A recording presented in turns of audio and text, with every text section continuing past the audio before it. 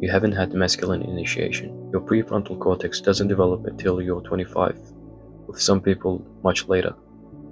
It's a part of your brain in charge of your decision making, long-term planning, and identity. Throughout history, cultures around the world marked the entrance of a boy into his masculine with the rites of passage. This triggered dopamine-fueled bonding through hardship, trials, mastery, and acceptance by the group. With the absence of these challenges, your dopamine expresses itself in other ways. Things such as addiction, gambling, violence, porn, scrolling your phone non-stop. All these are an attempt by the brain to release dopamine, to strive for a goal that you didn't set out for. Having a father or a mentor can aid in co-regulating the automatic nervous system. We have two of these. We have the sympathetic nervous system and we have the parasympathetic nervous system.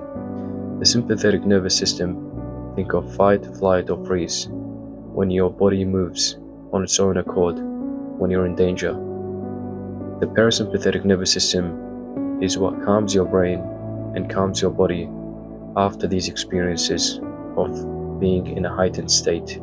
So it relaxes you, slows down your breathing, your heart rate, blood pressure, makes your eyes less dilated, and you become in a calmer state.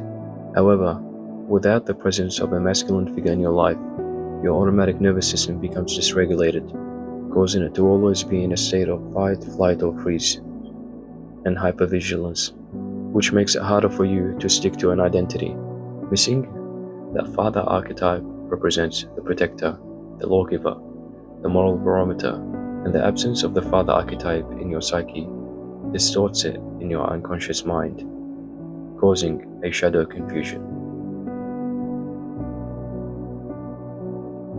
Firstly, we have the tyrant, the inner critic, the one who says, "I'll never be enough, I'll never be man enough, no matter what I do, I won't become a man, I'll always have to work hard to prove my worth as a man." This inner voice is associated with shame, guilt, and worthlessness. Secondly, we have the weak father, who's avoidant of structures. You have no structure, no boundaries, emotionally numb. This person grew up with no understanding and no conceptualization of masculinity. Hence, he is indecisive and has no internal authority. Thirdly, we have the false father figures. You find these in gangs, gurus, or internet personas online.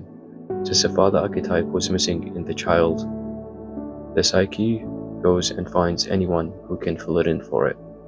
This is why previous cultures had elders, people who had wisdom who can occupy this space, even when there was no father around.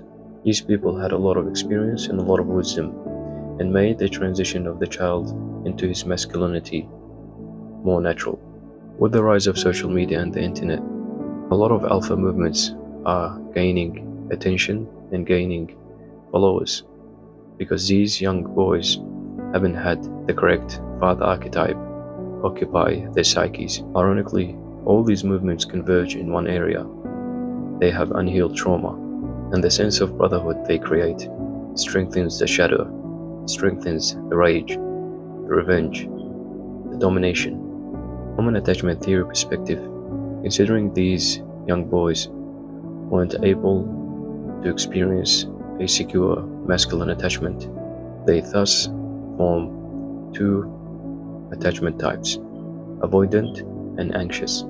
Avoidant attachment is where your feelings are suppressed and you have to put on a performance to display your strength. Whilst anxious attachment, you seek approval, fear rejection, and have no boundaries.